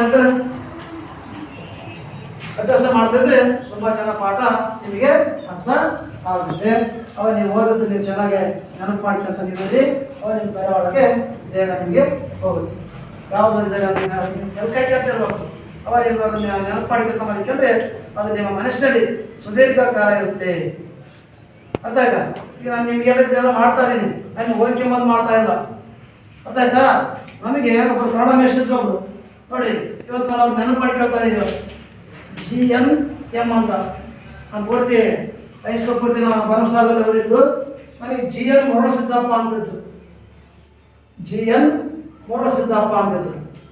ಅವಾಗ ನಾವು ಬರಂಸಾರದಲ್ಲಿ ಅಭ್ಯಾಸ ಮಾಡೋಕ್ಕೆ ಈಗ ನಾವು ಕನ್ನಡದಲ್ಲಿ ಅವಾಗ 3 ಸೆಕ್ಷನ್ ಬರಂಸಾರದಲ್ಲಿ. ಅವರು ಒಂದು ಮೊದಲು ಇವೆಲ್ಲ ಸ್ಕೇಲ್ ಬಿಡಿ. ಈಗ ನಾವು ಮೊದಲು ರೂಲ್ ದಾಡೆ ದಪ್ಪರವಲ್ಲ ಲೈನ್ ಹಾಕಿ ರೂಲರ್ ಅಂತಿರೋ ಕೆಲವು ನೋಡಿದಿರಲ್ಲ, ಕೆಲವು ನೋಡಿಲ್ಲ. ಅವು ಕೊನೆಗೆ 7ನೇ ಪೀರಿಯಡ್ ಬರಲಿ ಬಂದಟ್ಟಿಗೆ ಭಾಗ ಹಾಕ್ಯಂದು ಅಷ್ಟು ಚೆನ್ನಾಗಿ ಪಾಠ ಮಾಡೋದು. ಭಾಳ ಹಿಂಗೆ ನಕ್ಕಂತಲೇ ಚೆನ್ನಾಗೆಲ್ಲ ಪಾಠ ಮಾಡೋರು ಖುಷಿಯಾಗಿ. ಒಂದು ಸಿಟ್ಟು ಬಂತಂದ್ರೆ ಏನಾಗುತ್ತೇನೋ ರೂಲ್ ದಂಡ ನೋಡೋಕ್ಕೆ ಎಲ್ಲರೂ ಪಡಿತಾರಪ್ಪ ನಂಗೆ ಕಾಣೋದು. ಇಲ್ಲಾಗ ಬಾಸ್ಕೆಟೇ ಬಂದಿರೋದು. ಈಗ ಅಂತ ಟೀಚರ್ಸ್ ಇಲ್ಲ, ಅಂಥ ಮಕ್ಕಳು ಕೂಡ ಇಲ್ಲ. ಇವತ್ತು ನಾವು ಏನೋ ಒಂಚೂರು ಬೈದರೆ ಒಂಚೂರು ಹೊಡೆದ್ರೆ, ಸರ್ ನೆಟ್ಟು ಮಾತಾಡಿ ಸರ್, ಯಾಕೆ ಹೊಡಿತೀರಿ ಸರ್ ಅಂತೀರಿ. ಅವ್ರು ನಾವು ಓದ್ಬೇಕಾದ್ರೆ ನಾವು ಹೊಡಿಸ್ಕೊಂಡ್ರೆ ಮನೆಗೆ ಹೇಳಂಗಿರಲಿಲ್ಲ. ಇನ್ನೊಂದೆರಡು ಹೊಡಿದೀವಿ ನಮ್ಮ ಅಪ್ಪ ಅಮ್ಮ. ಈಗಿನ ಅಪ್ಪ ಅಮ್ಮನೂ ಕೆಲವು ಹಂಗೆ ಇದ್ದಾರೆ, ಮೇಷೆ ನಮ್ಮ ಮಗ ಒಬ್ಬನೇ ಇದ್ದಾನೆ, ನಮ್ಮ ಮಗಳು ಒಬ್ಬಳೇ ಇದ್ದಾಳೆ, ಯಾಕೆ ನೀವು ಹೊಡಿತೀರಿ ಅಂತಲ್ರಿ. ಇಂಥ ತಂದೆ ತಾಯಿ ಇದ್ದಾಗ ಇಂಥ ಮಕ್ಕಳು ಕಂಪ್ಲೇಂಟ್ ಮಾಡಿದಾಗ ಟೀಚರ್ಸಿಗೆ ಪಾಠ ಮಾಡೋಕ್ಕೆ ಇಂಟ್ರೆಸ್ಟ್ ಬರುತ್ತಾ? ಬರೋದಿಲ್ಲ. ಎಲ್ಲಿ ತನಕ ನಾವು ಶಿಕ್ಷೆ ಇರೋದಿಲ್ವೋ ಅಲ್ಲಿ ತನಕ ಶಿಕ್ಷಣ ಅನ್ನೋದು ಬರೋದಿಲ್ಲ. ಒಂದು ಯಾವುದೇ ಒಂದು ಬೆಟ್ಟ ಬಿಡದಲ್ಲಿ ಒಂದು ಕಲ್ಲು ಇರುತ್ತಪ್ಪ, ಒಂದು ಕಲ್ಲು ಅದು ಕಾಡ್ದಲ್ಲಾಗಿ ಹಾಗೆ ಬೆಳೀತದೆ, ಹಂಗೆ ಬಿಟ್ಟರೆ ನಾವು ಚೆನ್ನಾಗಿ ಕಡ್ದಾಗ ಒಂದು ಮೂರ್ತಿ ಆಗೋದಿಲ್ವ? ಹಂಗೆ ನಾವು ನಿಮ್ಮನ್ನು ಚೆನ್ನಾಗಿ ಹೊಡಿತಾ ಇದ್ದರೆ ಬೈತಾ ಇದ್ದರೆ ನಿಮಗೆ ಪಾಠ ಚೆನ್ನಾಗಿ ಅರ್ಥ ಆಗುತ್ತೆ. ಹೇಳ್ತಾರಲ್ಲ, ಬೈದು ಹೇಳಿದರು, ಬುದ್ಧಿ ಹೇಳಿದರು, ಲಕ್ ಹೇಳಿದ್ರು, ಕೇಳಿದ್ರು ಅಂತ ನೋಡಿ. ಹಂಗೆ ನಮ್ಮ ಎಷ್ಟು ಹೊಡಿತಾರಪ್ಪ, ನಾವು ಎಷ್ಟು ಬೈತಾರೆ, ನಮ್ಮ ಒಳ್ಳೆಯವ್ರು ಬೈತಾರೆ, ಅದನ್ನು ನೀವೆಲ್ಲ ತಿಳ್ಕೊಬೇಕು ಮಕ್ಕಳೇ. ಅದಕ್ಕೆ ಅವ್ರು ಹೇಳಿದ್ರು ಬಸವಣ್ಣವರು, ನುಡಿದರೆ ಮುತ್ತಿನ ಹಾರದ ಅಂತ ಇರಬೇಕು. ನಮ್ಮ ಮಾತುಗಳು ಮುತ್ತಿನ ಹಾರದ ಥರ ಇರಬೇಕು. ಮುತ್ತಿನ ಸರ ಪೂಜಿಸಿದ ಹೆಂಗಿರುತ್ತೋ ಆಗಿರ್ಬೇಕು. ನುಡಿದರೆ ಸ್ಫಟಿಕದ ಸಲಾಕೆ ಅಂತ ಇರಬೇಕು. ಸ್ಫಟಿಕ ವಜ್ರ ಎಷ್ಟು ಗಟ್ಟಿಬಿಟ್ಟ ಇರ್ಬೇಕು ನೋಡಿ. ನಮ್ಮ ಮಾತಿನಲ್ಲಿ ಅದು ಗಂಭೀರತೆ ಇರಬೇಕು. ಗಂಭೀರತೆ ಇದ್ದರೆ ನಮಗೆ ಸಾಕಷ್ಟು ಪದ ಸಂಪತ್ತಿದ್ರೆ, ಇಂಗ್ಲೀಷಲ್ಲಿ ವೊಕ್ಯಾಬ್ಯುಲರಿ ಅಂತ ಕರೀತಾರೆ, ಪದ ಸಂಪತ್ತು ಇದ್ಬಿಟ್ರೆ ತುಂಬ ಚೆನ್ನಾಗಿ ನಾವು ಅಭ್ಯಾಸವನ್ನು ಮಾಡ್ಬೋದು. ನುಡಿದರೆ ಲಿಂಗ ಮೆಚ್ಚಿ ಹೌದೌದೆನ್ನಬೇಕು. ಲಿಂಗ ಅಂದರೆ ದೇವರು, ದೈವ. ನಾವೇನಾದ್ರು ಮಾತಾಡ್ತಿದ್ರೆ ದೇವರು ಲಿಂಗನೇ ತಲೆದೋಗ್ಬೇಕಂತೀವಿ. ಅಷ್ಟು ಜನ ನಾವು ಮಾತಾಡ್ಬೇಕು. ಕೆಲವು ಇರ್ತಾರೆ ಕೆಲವು. ಇಲ್ಲಿ ಇದ್ದಾಗ ನಮ್ಮ ಉದಾಹರಣೆ ಲತಾ ಇದ್ದಾಳೆ. ಇಲ್ಲಿ ಇದ್ದಾಗ ನಮ್ಮ ಲತಾ, ನಾವು ಭಾಳ ಒಳ್ಳೆಯಪ್ಪ, ನಮ್ಮ ಲತಾ ಎಷ್ಟು ಸೈಲೆಂಟ್ ಹುಡುಗಿಯಪ್ಪ, ಎಷ್ಟು ಒಬಿಡಿಯಂಟ್ ಹುಡುಗಿಯಪ್ಪ ಅಂತೀವಿ. ಅವಳ ಹತ್ರ ದೂರ ಮೇಲೆ ಅವಳಿಂದ ಲತಾ ಇಲ್ಲ ಬಿಡ ಅಂತಂದು ಕೆಟ್ಟ ಹುಡುಗಿ ಕಣೋ, ಸರಿ ಇಲ್ಲ ಕಣೋ, ಈ ಥರ ಮಾತಾಡಬಾರ್ದು. ನಮ್ಮ ಮಾತು, ನಮ್ಮ ನಡೆ ನೋಡಿ ನೇರವಾಗಿ ಇರಬೇಕು. ಮುಂದೆ ಬಿಟ್ಟು ಹಿಂದೆ ಹಾಕಬಾರ್ದು. ಎಲ್ಲರನ್ನೂ ಪ್ರೀತಿಯಿಂದ ಕಾಣಬೇಕು.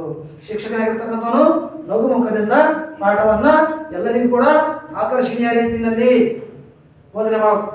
ನಮ್ಮ ಫ್ರೆಂಡ್ ಒಬ್ಬ ಯಾರೋ ಇದ್ದ, ಯಾರೋ ಅಂತ ಕೇಳಬಾರ್ದು, ಆತ ಸಮಾಜ ಪಾಠ ಮಾಡ್ತಿದ್ದ, ಸೋಷಿಯಲ್ ಸ್ಟಡಿ. SS ಅಂದರೆ ಸೋಷಿಯಲ್ ಸ್ಟಡಿ. ಅವ್ರ ಹೆಸರು ಕೇಳಬಾರ್ದು, ಐದಾರ ಅವರನ್ನು. ಆತ ಏನು ಮಾಡ್ತಿದ್ದಪ್ಪ ಅಂತಂದರೆ, ಯಾವ ಶೈಲಿ ಅಂತ ಕೇಳಬಾರ್ದು, ಅವ್ರ ಭಾಳ ವರ್ಷ ಆಯ್ತು. ಈ ಸಮಾಜ ಬುಕ್ ಆ ಪಾಯಿಂಟ್ಸ್ಗಳನ್ನ ಇಟ್ಕೊಂಡು ಪಾಠ ಮಾಡ್ಬೇಕು. ಅವರು ಮಕ್ಕಳಿಗೆ ಕೇಳಿಸ್ಕೊಳ್ಳಿ, ಚೆನ್ನಾಗಿದೆ ನೋಡಿ. ಇನ್ನು ಪ್ರಚಲಿತ ಘಟನೆಗಳು, ಕರೆಂಟ್ ಇವೆಂಟ್ಸ್ ಅಂತ ಕರೀತಾರೆ, ಹೆಂಗೆ ನೆನಪಡ್ತಾನೆ ನೋಡಿ. ಇದಕ್ಕಿಂತ ಮುಂಚೆ ಇದೊಂದು ಅರ್ಥ ಆಯ್ತದೆ. ನಮ್ಮ ಭಾರತ ಸರ್ಕಾರದಲ್ಲಿ GL ಮುರುಗೇಶ್ ಇವಾಗ ರಿಟೈರ್ಡ್ ಆಯ್ತಾರೆ. Very good Kannada teacher. ನನಗೆ ಗೊತ್ತಾಯ್ತಾ, ಒಂದು 100-110 ಜನ ಶಿಕ್ಷಕ ಇರ್ತಿದ್ವಿ. ಹಾಗಾಗಿ ನಾನು ಒಂದು ರೂಲ್ ಯಾವಾಗ ಕೆಲ್ಪಾಟ ಅಂತ ಕಂಡು ಒಂದು ರೂಲ್ ತಡೀತಾರೆ. ಯಾವಾಗ ನಾನು ಇವತ್ತು ತಂದಲ್ಲ ಅದಕ್ಕೆ ಸ್ಕೇಲ್ ಕಾರ್ಡ್ನಲ್ಲಿ ರೂಲ್ ತಡೀತಾರೆ. ನಾವು ಯಾವಾಗ ರೂಲ್ ತಡೀತಾರೆ ಪಾಠ ಮಾಡ್ಕೊಂತಾರೆ, ಹಿಂಗೆ ವರ್ಷ ಅಂತ ಪಾಠ ಮಾಡೋದು. ಯಾರು ಹಿಂದೆ ಮುಂದೆ ಯಾರು ಮಾತಾಡಿದ್ರೆ ಸುಮ್ಮನೆ ಬರೋದು ಹತ್ರಕ್ಕೆ. ಸುಮ್ಮನೆ ಹಿಂಗೆ ಬಂದು ಯಾರೋ ಹಿಂಗೆ ಮೂಲೆ ಮಾತಾಡ್ತಾನೆ ಅಂತಂದರೆ ನಿಮಿಷ ಹಿಂಗೆ ಬಂದು ತಲೆ ಮಾಡ್ತದೆ. ಹಾಗಾಗಿ ನಮಗೆ ನೋಡೋಕ್ಕೆ ನಿಧಾನ ಕಾಣೋದು, ಇಷ್ಟುದ ಭಾಷಣೆ ಬರೋದು, ಅಷ್ಟು ಜ್ವರ ಹೊಡಿತದೆ, ಅಷ್ಟು ಸ್ಟ್ರಿಕ್ಟ್ ಮಾಸ್ಟ್ರು ನೋಡಿ. ಇವತ್ತು ನಾನು ಅವ್ರು ಯಾಕೆ ಕಲಿಸ್ತಪ್ಪ ಅಂದರೆ, ಇವತ್ತು ನಾನೇನು ನಿಮ್ಮಂದು ಕನ್ನಡ ಪಾಠ ಮಾಡ್ತಿದ್ದೀನಲ್ಲ, ಇವರು ನನಗೆ ದಾರಿ ದೀಪ ಆಗಿದ್ದಾರೆ. ಇವತ್ತು ನೋಡಿ ಎಷ್ಟೋ ವರ್ಷ ಆಗಿದೆ, 30-40 ವರ್ಷದ ಹಿಂದೆ ಇವ್ರು ನನಗೆ ಪಾಠ ಹೇಳ್ಕೊಟ್ಟು ಗುರುಗಳು. ಇವತ್ತು ನಾವು ನೋಡಿ ಪಾಪ ಎಲ್ಲೇ ಇದ್ದಾರೆ ಏನೋ, ಅವಾಗೆಲ್ಲ ಮೊಬೈಲ್ ಏನಿಲ್ಲ, ಅವಾಗೆಲ್ಲ ತುಂಬ ಚೆನ್ನಾಗಿ ಪಾಠ ಹೇಳ್ಕೊಟ್ಟಿದ್ರು. ಇವತ್ತು ನಾನು ನಿಮ್ಮ ಮುಂದೆ ಪಾಠ ಮಾಡ್ತಾ ಇದ್ದೀನಿ ಇಷ್ಟು ಚೆನ್ನಾಗಿದ್ದರೆ ನನಗೆ ಇವನ್ನೆಲ್ಲ ಮಾರ್ಗದರ್ಶಿ ಆಗಿದ್ರು. ನೀವು ಮುಂದೆ ಟೀಚರ್ಸ್ ಆದಾಗ ನಮಗಿಂತ ಸರ್ ಪಾಠ ಮಾಡ್ತಿದ್ರಪ್ಪ, ನಮಗಿಂತವರು ಅಂತ ಇದ್ದಾರೆ. ಆಮೇಲೆ ಇನ್ನೊಂದು ಉದಾಹರಣೆ ಏನಪ್ಪ ಅಂದರೆ KM ಕೃಷ್ಣಮೂರ್ತಿ ಅಂತ ನೋಡಿ. ಇವೆಲ್ಲ ಯಾಕೆ ಉದಾಹರಣೆ ಕೊಡ್ತೀನಿ ಅಂತಂದರೆ, ನಿಮಗೆ ಪಾಠದ ಬಗ್ಗೆ ಇಂಟ್ರೆಸ್ಟು ಬರಲಿ. ನೀವು ಮುಂದೆ ಟೀಚರ್ಸ್ ಆದರೆ ನೀವು ಇಂಥ ತತ್ವಗಳನ್ನು ಅಳವಡಿಸ್ಕೊಳ್ಬೋದು. ನಿಮಗೆ ವಿದ್ಯೆಯನ್ನು ನಾವೇನು ಹೇಳ್ಕೊಡ್ತೀವಲ್ಲ, ಇಂಥ ಟೀಚರ್ಸನ್ನು ನೀವು ನೆನಪು ಮಾಡ್ಕೊಬೋದು. ನೋಡಿ, ಚಿಕ್ಕಮಗಳೂರಲ್ಲಿ ನಾನು 95-96 ಬಿ ಎಡ್ ಮಾಡಾತಾರೆ. KM ಕೃಷ್ಣಮೂರ್ತಿ ಅಂತ ಇವತ್ತು ರಿಟೈರ್ಡ್ ಆಗಿದ್ದಾರೆ. ಅವರು ಇನ್ನೂ ಇದ್ದಾರೆ, ಎಲ್ಲಿದ್ದಾರೆ ಗೊತ್ತಿಲ್ಲ. ಬಟ್ ಚಿಕ್ಕಮಗಳೂರಲ್ಲಿ ಇವರು ನನಗೆ ಗುರುಗಳು KM ಕೃಷ್ಣಮೂರ್ತಿ ಅಂತ. ನಮಗೆ ಸೈಕಾಲಜಿ ಬರೋದು,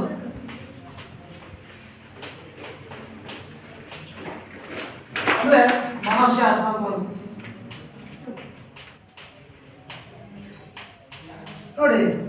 ಇವರು ಎಷ್ಟು ಚೆನ್ನಾಗಿ ಪಾಠ ಮಾಡ್ತಿದ್ರು ಅಂದರೆ, ನಾವು BEd ಚಿಕ್ಕಮಗಳೂರು BEd ಮಾಡ್ಬೇಕಾದ್ರೆ ಸುಮಾರು ಒಂದು 110 ಜನ ಒಂದು ಸೆಕ್ಷನ್ ಆಗಿ, 60 ಹುಡುಗಿಯರು 50 ಹುಡುಗರು, 110 ಜನ ಔಟ್ ಆಫ್ ಸ್ಟೇಟ್ನಿಂದೆಲ್ಲ ಬಂದಿದ್ರು. 110 ಹುಡುಗರು ಕೂಡ ಇಂಜಿನಿಯರ್ ಬಡಿ ಒಂದು 25 ಹೋಗ್ತಿದೆ, ಇದೇನೂ ಅಲ್ಲ. 110 ಜನ ಹಿಂಗೆ ಸ್ವಲ್ಪ ಚಾವರ್ ತುಂಡಾಕಿತ್ತು ಅಲ್ಲ, ಏನು ನಾವು ಪಾಠ ಕೇಳಿಸಿದ್ರೆ ಹಿಂಗೆ ಎಷ್ಟು ಕೊಡೋದು, ಕಣ್ಣಿಗೆಲ್ಲ ಬೆಳ್ಳಿ ಅನ್ನೋದು ಬೆಳ್ಳಿ ಅಂತ ಹೇಳಿ ಹಂಗಾಲ ಹೊಟ್ಟಾಗದು. ಹಿಂಗೆ ಇದೇ ಭಾಷೆ, ಕೇಳಿಸ್ಕೊಳ್ಳೋ ಏನಾಗೈತೆ ಕತ್ತೆ, ಇದೇ ಭಾಷೆ. ನೀವತ್ತು ಕತ್ತೆ ಅಂತ ಬೈದರೆ ಮೇಷ ಬೈತಾರಪ್ಪ ಮುಖ ಗಂಟೆ ಹಾಕಿದ್ದೀರಿ, ಹೊಡೆದ್ರೆ ಅಯ್ಯೋ ಮೇಷ ಬೈತಾರ ಗಂಟೆ ಹಾಕಿದ್ದೀರಿ. ಅದು ಆಗೋದಲ್ಲ. ಯಾರು ಬೈತಾರೋ ಅವರು ಒಳ್ಳೆ ಪಾಠ ಕಲಿಸ್ತಾರೆ. ಒಂದು ಕ್ಷಣ ನಿಮಗೆ ನಮ್ಮ ಮೇಲೆ ಸಿಟ್ಟ ಆಗ್ಬೋದು. ಗಿರೀಶ್ ಎಷ್ಟೋ ಸರಿ ಬೈತೀನಿ, ಮತ್ತೆಲ್ಲ ರೂಮ್ ಬೇಗ ಹಾಕಕ್ಕೆ ಬರ್ತಾನೆ, ಮತ್ತೆ ಕದಬಿ ಓಡ್ ಬರ್ತಾನೆ, ಕುಮಾರನ ಬೈತೀನಿ ಅವನಲ್ಲಿ ಓಡ್ ಬರ್ತಾನೆ, ನಾವು ಪೂರ್ಣಿಮೆ ಸಾಕಷ್ಟು ಬೈತೀನಿ ಮತ್ತೆ ಓಡ್ ಬರ್ತಾಳೆ. ಹಂಗೆ ನೀವು ಪ್ರತಿಯೊಬ್ಬರು ಕೂಡ ಎಲ್ಲರೂ ಕೂಡ ನಾವು ಟೀಚರ್ಸ್ ನಮ್ಮನ್ನ ಯಾಕೆ ಬೈತಾರೆ ಅಂತ ಇದು ಮಾಡ್ಕೊಳ್ಳಿ. ಬೈಯೋದ್ರಲ್ಲಿ ನಮ್ಮ ವೈಯಕ್ತಿಕ ದ್ವೇಷ ಇರೋದಿಲ್ಲ. ನೀವು ಚೆನ್ನಾಗಿ ಓದಲಿ, ನೀವು ಕೂಡ ನಮಗಿಂತ ಉನ್ನತ ಮಟ್ಟಕ್ಕೆ ಏರಲಿ ಅಂತಕ್ಕಂಥ ಭಾವನೆ ಬರುತ್ತೆ. ಹಾಗಾಗಿ ಇವ್ರು KMK ಮಾಸ್ಟ್ರು ಹಂಗೇನು ನಾನು ಪಾಠ ಮಾಡೋ ಸ್ಟೈಲ್ ಇದೆಯಲ್ಲ, ಈ GNM ಒಬ್ಬರದು ಒಂದು KM ಕೃಷ್ಣಮೂರ್ತಿ ಅಂತಕ್ಕಂಥ ಇವರಿಬ್ಬರು ಕೂಡ ನಿಜವಾಗ್ಲೂ ನಾನು ಜೀವನದಲ್ಲೇ ಮರೆಯಲ್ಲ ಜೀವ ಇರೋದಂಗ. ಯಾಕಂದರೆ ಅಷ್ಟು ಚೆನ್ನಾಗಿ ಪಾಠ ಹೇಳ್ಕೊಟ್ಟು ಗುರುಗಳು ಅವರಿಬ್ಬರು ಇದ್ದಾರೆ. ಇನ್ನು ಒಬ್ಬರೇನೆ ನಿವೃತ್ತಿ ಜೀವನ ವಿಶ್ರಾಂತ ಜೀವನ ಮನೆಯಲ್ಲಿ ಕಳೀತಾ ಇದ್ದಾರೆ. ಬಟ್ ನನಗೆ ಇನ್ನೂ ಸಿಕ್ಕಿಲ್ಲ. ಇವರು 10 ವರ್ಷಕ್ಕೆ ಒಬ್ಬರು ಸಿಕ್ಕಿದ್ರು, ಇವರೊಬ್ಬರು ಸಿಕ್ಕಿಲ್ಲ. ನನಗೆ ಇದೆಲ್ಲ ಗೊತ್ತಿಲ್ಲ, ಅರ್ಥ ಆಯ್ತಾ? ಅದಕ್ಕೆ ಟೀಚರ್ಸ್ ನೆನಪು ಮಾಡ್ಕೊಂಡು ನೀವು ಟೀಚರ್ಸ್ನಲ್ಲಿ ಏನೇನು ವಿಚಾರ ಇರ್ತಾವೋ ಅವನ್ನೆಲ್ಲರೂ ಕೂಡ ಚೆನ್ನಾಗೆ ನೀವು ನೆನಪನ್ನು ಇಟ್ಕೊಂಡು ಚೆನ್ನಾಗಿ ನೀವು ಪಾಠ ಕೇಳಿಸ್ಕೊಂತಿದ್ರೆ ನಿಜವಾಗ ಕೂಡ ಭಾಳ ಚೆನ್ನಾಗಿ ನಿಮಗೆ ಪಾಠ ನಿಮಗೆ ಅರ್ಥ ಆಗುತ್ತೆ. ಈ ಒಂದು ದೃಷ್ಟಿಯನ್ನು ಇಟ್ಕೊಂಡು ನೀವು ಚೆನ್ನಾಗಿ ಮಕ್ಕಳೇ ಮಾಡೋದನ್ನು ಕರೀರಿ. ನೋಡಿ, ಇವತ್ತಿನ ಒಂದು ಅವಧಿನಲ್ಲಿ ಇಲ್ಲಿ ಹೊಸ ಸ್ವರ ಬಗ್ಗೆ ಹೇಳ್ಕೊಟ್ಟಿದ್ದೀನಿ. ದೀರ್ಘ ಸ್ವರ ಅಂದರೆ 2 ಮಾತ್ರ ಕಾಲಾವಧಿಯಲ್ಲಿ ಉಚ್ಚಾರ ಮಾಡ್ತಕ್ಕಂಥದ್ದು ಅಂತ ಹೇಳಿದ್ದೀನಿ. ಪ್ಲುತ ಸ್ವರ ಅಂದರೆ 2ಕ್ಕಿಂತಲೂ ಕೂಡ ಹೆಚ್ಚು. ನೋಡಿ ನಿಮಿಷ,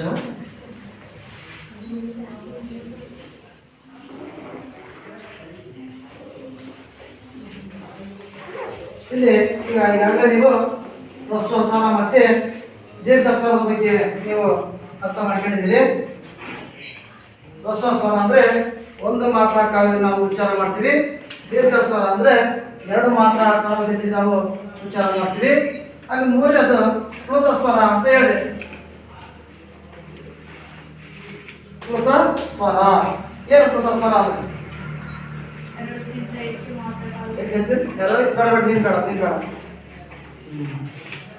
ರಕ್ಷಿತ ಪ್ಲುತ ಸ್ವರ ಅಂದ್ರೆ ಯೋಚನೆ ಮಾಡು, ಇದೇನು ಕಷ್ಟ ಇಲ್ಲ. ಪ್ಲುತ ಸ್ವರ ಮಮತ ಹೇಳಮ್ಮ.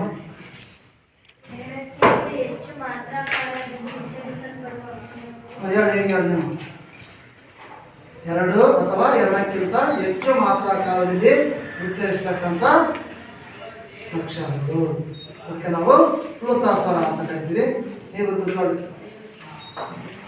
ಸಚಿನ್ ಅಲ್ಲ? ಸಚಿನ್, ಪ್ಲುತ ಸ್ವರದ ಚಿಹ್ನೆ ಯಾವ್ದಪ್ಪ? Very good. ಪ್ಲುತ ಸ್ವರದ ಚಿಹ್ನೆ ಎಸ್ ಅಕ್ಷರ ಇರುತ್ತೆ. ಅದಕ್ಕೆ ನಿಮ್ಮಲ್ಲಿ 2 ಉದಾಹರಣೆ ಬರೆದಿದ್ದೆ, ಕೂತ್ಕೊಳ್ಳಿ. ಅಯ್ಯೋ ಅಂತ ಬರೆದಿದ್ದೆ.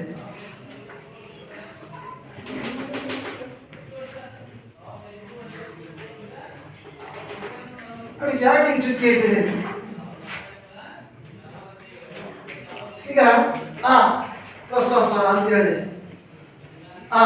ಬೇಗ ಉಚ್ಚಾರ ಮಾಡ್ತೀನಿ. ನೋಡು, ಬೇಗ ಉಚ್ಚಾರ ಮಾಡ್ತೀವಿ. ಅದು 1 ಮಾತ್ರೆ ಹ್ರಸ್ವ ಸ್ವರ. 2 ಮಾತ್ರೆ ನೋಡಿ, 3 ಮಾತ್ರೆ ನೋಡ್ರಿ. ಅಯ್ಯೋ ದೇವರೇ ಆ ರಾಮ ಅಂತೀವಿ. ಅದೆಲ್ಲದೂ ಕೂಡ ಕೋಳಿ ಕೂಗುತ್ತೆ ಅಂತ. ಇಲ್ಲ ಮಸೀದಲ್ಲಿ ನಮಾಜ್ ಮಾಡಿದ್ರೆ ಅಲ್ಲೋ ಅಕ್ಬರ್ ಅಲ್ಲೋ ಅಂತ ಹೇಳ್ತೀವಿ. ಅದೆಲ್ಲದೂ ಕೂಡ ಪ್ಲುತ ಸ್ವರ. ನೋಡಿ ಎಷ್ಟು ಜನ ಅಂತೀರಿ. ಅಲ್ಲೋ ಅಕ್ಬರ್ ಅಲ್ಲೋ ಅಂತ ಅದೆಲ್ಲದೂ ಕೂಡ ಪ್ಲುತ ಸ್ವರ. ನೋಡಿ, ಈಗ ನೆನಪಿಟ್ಕೊಳ್ಬೇಕು. ಹ್ರಸ್ವ ಸ್ವರ ಅಂದರೆ 1 ಮಾತ್ರ ಕಾಲಾವಧಿ. ದೀರ್ಘ ಸ್ವರ ಅಂದರೆ 2 ಮಾತ್ರ ಕಾಲಾವಧಿ.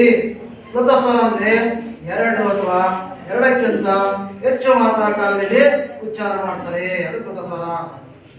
ಇನ್ನೊಂದು ಉದಾಹರಣೆ ಕೊಡ್ತೀನಿ ಮಕ್ಕಳೇ. ಇಷ್ಟೊತ್ತಂಗ ಪಾಠಕ್ಕೆ ನಿಮಗೆ ಬಹಳ ಬೇಜಾರಾಗುತ್ತದೆ. ಪ್ಲುತ ಸ್ವರಕ್ಕೆ ಇನ್ನೊಂದು ಉದಾಹರಣೆ ಕೊಡ್ತೀನಿ. ಎಲ್ಲರೂ ಕೂಡ ನನ್ನ ಹೋಗ್ತಿರಲ್ಲ, ನೋಡೋಣ. ಅಯ್ಯೋ ಈಗಿದ್ದಲ್ಲೋ, ಅಯ್ಯೋ ಚಪಾತಿ ತಿಂದು ಹೋಗ್ಬಿಟ್ಟಲ್ಲೋ. ನೋಡಿ, ಅದೆಲ್ಲವೂ ಕೂಡ ಪ್ಲುತ ಸ್ವರ. ನೋಡಿ, ಇದಕ್ಕೆ ನಾವು 1 ಮಾತ್ರೆ ಹ್ರಸ್ವ ಸ್ವರ, ದೀರ್ಘ ಸ್ವರ, 3ನೇದು ಪ್ಲುತ ಸ್ವರ. ಪ್ಲುತ ಸ್ವರದ ಚಿಹ್ನೆ ಎಸ್ ಅಕ್ಷರ. ನೋಡಿ ಎಷ್ಟು ಚೆನ್ನಾಗಿದೆ. ಹಿಂಗೆ ನೀವು ನೋಡ್ಕೊಂಡ್ರೆ ನಿಮಗೆ ಸುದೀರ್ಘ ಕಾಲ, ಬಹಳ ಕಾಲ ನಿಮಗೆ ನೆನಪಿನಲ್ಲಿ ಇರುತ್ತೆ. ಹ್ರಸ್ವ ಸ್ವರ, ದೀರ್ಘ ಸ್ವರ, ಪ್ಲುತ ಸ್ವರ. ಇಷ್ಟ ಆಯ್ತಾ? ಈಗ ನಾನು ಯಾರು ಕರೀತಾರ ಬಂದೇಳೋದು. ಹಿರೇಶ ಬೇಡ ಅಂತ ಹೇಳಿದ್ದಾನೆ. ಪೂರ್ಣಿಮಾ ಬಾರಮ್ಮ. ಇಲ್ಲಿ ತನಕ ನಾನು ಏನು ವಿಚಾರ ಹೇಳಿದ್ದೀನೋ ಸಂಕ್ಷಿಪ್ತವಾಗಿ ಹೇಳು. ಚಾಕ್ಲೇಟ್ ಕೊಡ ನಿಂತ್ಕೊಂಡು ಹೇಳು ನಾನು ಏನೇನು ಹೇಳಿದ್ದೀನಿ ಅಂತೇಳಿ. ಹೇಳು, ಧೈರ್ಯ ಹೇಳು, ಎದುರು ಮಾಡು. ಸರ್ ವರ್ಣಮಾಲೆ ಎಷ್ಟಿದೆ? ಕೈ ಕಟ್ಟಿ చాలా ಧೈರ್ಯ ಹೇಳು. ಹಾಂ, ವರ್ಣಮಾಲೆ ಮಕ್ಕಳಿಗೆ ಹೇಳು ನೀವು ಹೇಳು. ಹಾಂ, ವರ್ಣಮಾಲೆ ಎಷ್ಟಿದೆ ಅಂತ ಹೇಳಿದ್ರು. ಹಾಂ, ಆಮೇಲೆ ಎಷ್ಟು ವಿಭಾಗಗಳಾಗಿ ವಿಂಗಡಿಸಿದ್ದಾರೆ ಅಂತ ಹೇಳಿದ್ರು. ಹಾಂ, ಆಮೇಲೆ ವಿಭಾಗಗಳ ಬಗ್ಗೆ ತಿಳಿಸಿದ್ರು. ಹೇಳು, ಚೆನ್ನಾಗಿ ಹೇಳ್ತದೆ ಹೇಳು. ಹಾಂ, ಸ್ವರಗಳು, ವ್ಯಂಜನಗಳು, ಹಾ. ಯೋಗವಾಹಗಳ ಬಗ್ಗೆ ತಿಳಿಸಿದ್ರು. ಆಮೇಲೆ ಸ್ವರಗಳಲ್ಲಿ ವಿಧಗಳ ಬಗ್ಗೆ ತಿಳಿಸಿದ್ರು. ವ್ಯಂಜನಗಳಲ್ಲಿ ವಿಧಗಳ ಬಗ್ಗೆ ತಿಳಿಸಿದ್ರು. ಹಾಂ, ಯೋಗವಾಹಗಳ ಬಗ್ಗೆ ತಿಳಿಸಿದ್ರು. ಹಾ. ಆಮೇಲೆ ವೃತ್ತಾಕ್ಷರದ ಬಗ್ಗೆ ಹೇಳಿದ್ರು. ಹಾ. ಉದಾಹರಣೆಯನ್ನ ಕೊಟ್ಟು ಚೆನ್ನಾಗಿ ಹೇಳಿದ್ರು. ಆಯ್ತಾ? ಹೊಸ ಇದಾಗುತ್ತೆ. ನೋಡಿ ಮಕ್ಕಳೇ, ಇವತ್ತಿನ ಒಂದು ತರಗತಿಯಲ್ಲಿ ವರ್ಣಮಾಲೆಯ ಎಷ್ಟು ಅಕ್ಷರ ಇದೆ, ವರ್ಣಮಾಲೆ ವಿಭಾಗಗಳು ಏನು, ಅದರ ಮತ್ತು ವರ್ಗೀಯ ಅವರ್ಗೀಯ ಯಾವುದು, ಆಮೇಲೆ ಹ್ರಸ್ವ ಸ್ವರ, ದೀರ್ಘ ಸ್ವರ ಮತ್ತು ಪೂರ್ವ ಸ್ವರ ಯಾವುದು, ಇಷ್ಟೆಲ್ಲ ಅಂಶಗಳನ್ನು ನಾವು ಈಗಾಗಲೇ ನಾವು ಸಾಕಷ್ಟು ತಿಳ್ಕೊಂಡಿದ್ವಿ. ಈ ಒಂದು ನಿಟ್ಟಿನಲ್ಲಿ ನೀವೆಲ್ಲರೂ ಕೂಡ ತುಂಬ ಚೆನ್ನಾಗಿ ಇನ್ನೂ ಕೂಡ ನಾಳೆ ನೀವೆಲ್ಲ ಚೆನ್ನಾಗಿ ಕಲ್ತ್ಕೊಂಬರಿ. ಅದೇ ರೀತಿ ನೋಡಿ, ಪೂರ್ವ ಸ್ವರದ ಒಂದು ಅಕ್ಷರ ಚಿಹ್ನೆ ಎಸ್ ಅಕ್ಷರ ಅಂತಕ್ಕಂಥದ್ದು, ಇದನ್ನು ನಾವು 2 ಅಥವಾ 2ಕ್ಕಿಂತಲೂ ಕೂಡ ಹೆಚ್ಚು ಒಂದು ಕಾಲ ನಾವು ಉಚ್ಚಾರ ಮಾಡ್ತೀವಿ. ಒಂದು ಹ್ರಸ್ವ ಅಂದರೆ 1 ಮಾತ್ರ ಕಾಲದಲ್ಲಿ ಉಚ್ಚಾರ ಮಾಡ್ತೀವಿ. ದೀರ್ಘ ಸ್ವರ ಅಂದರೆ 2 ಮಾತ್ರ ಕಾಲದಲ್ಲಿ ಉಚ್ಚಾರ ಮಾಡ್ತೀವಿ. ವೃತ್ತ ಅಂದರೆ 2ಕ್ಕಿಂತ ಹೆಚ್ಚು ಅಥವಾ 3 ಮಾತ್ರ ಕಾಲದಲ್ಲಿ ನಾವು ಉಚ್ಚಾರ ಮಾಡ್ತೀವಿ. ಇವು ಸ್ವರದ ವಿಧಗಳು. ಅರ್ಥ ಆಯ್ತಾ? ನೀವು ಇವತ್ತು ಹೋಗಿದ್ದಾಗ ನೀವು ಸ್ವಲ್ಪ ನೆನಪು ಮಾಡಿಕೊಳ್ಳಿ. ಕನ್ನಡ ವರ್ಣಮಾಲೆಯಲ್ಲಿ ನೋಡಿ, ಸಂಕ್ಷಿಪ್ತ ಸರಿ. ಕನ್ನಡ ವರ್ಣಮಾಲೆಯಲ್ಲಿ 49 ಅಕ್ಷರ ಇದೆ. ಮೊದಲನೇ ಪಾಯಿಂಟ್. ಎರಡನೇದು ವರ್ಣಮಾಲೆಯನ್ನು 3 ಭಾಗ ಮಾಡ್ತೀವಿ. ಒಂದನೇದು ಸ್ವರಾಕ್ಷರಗಳು, ಎರಡನೇದು ವ್ಯಂಜನಾಕ್ಷರಗಳು, ಮೂರನೇದು ಯೋಗವಾಹಗಳು. ಅರ್ಥ ಆಯ್ತಾ? ಆಮೇಲೆ ಸ್ವರಾಕ್ಷರಗಳಲ್ಲಿ 3 ವಿಧ ಇದೆ. ಹ್ರಸ್ವ ಸ್ವರ, ದೀರ್ಘ ಸ್ವರ ಮತ್ತೆ ಮೃದು ಸ್ವರ. ಹ್ರಸ್ವ ಅಂದರೆ 1 ಮಾತ್ರ ಕಾಲದಲ್ಲಿ ಉಚ್ಚಾರ ಮಾಡ್ತೀವಿ. ದೀರ್ಘ ಅಂದರೆ 2 ಮಾತ್ರ ಕಾಲದಲ್ಲಿ ಉಚ್ಚಾರ ಮಾಡ್ತೀವಿ. ವೃತ್ತ ಅಂದರೆ 2ಕ್ಕಿಂತ ಹೆಚ್ಚು ಕಾಲದಲ್ಲಿ ನಾವು ಉಚ್ಚಾರ ಮಾಡ್ತೀವಿ. ಅರ್ಥಾಯ್ತಾ? ಇದನ್ನೆಲ್ಲ ಸ್ವಲ್ಪ ಚೆನ್ನಾಗಿ ನೆನಪಿಟ್ಕೊಳ್ಳಿ. ನೆನಪಿಟ್ಕೊಂಡು ಉಳಿದದ್ದು ನಾನು ನಾಳೆ ದಿವಸ ಹೇಳ್ಕೊಡ್ತೀನಿ. ಅರ್ಥಾಯ್ತಾ? ಈಗ ಒಂದು 3-4 ಪ್ರಶ್ನೆ ಹೇಳ್ತೀನಿ, ಹೋಮ್ವರ್ಕಿಗೆ ಬರ್ಕೊಳ್ಳಿ.